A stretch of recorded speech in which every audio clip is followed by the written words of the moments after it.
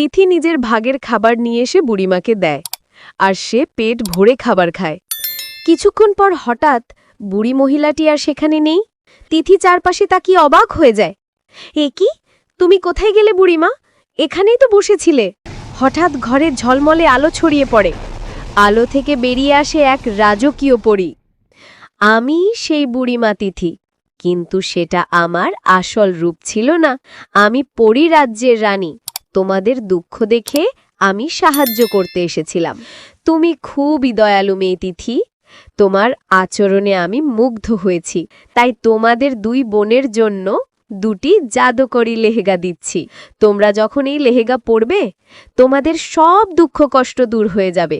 কিন্তু মনে রেখো, কখনো লোভ বা হিংসা করো না। যে করবে তার সঙ্গে খুব খারাপ কিছু ঘটবে। এই কথা বলে পরী তার জাদুর ছড়ি নাড়ায়, আর সেখানে দুটি উজ্জ্বল সুন্দর লেহেগা আসে। পরী সেই লেহেগা তিথির হাতে দিয়ে সেখান থেকে চলে যায়।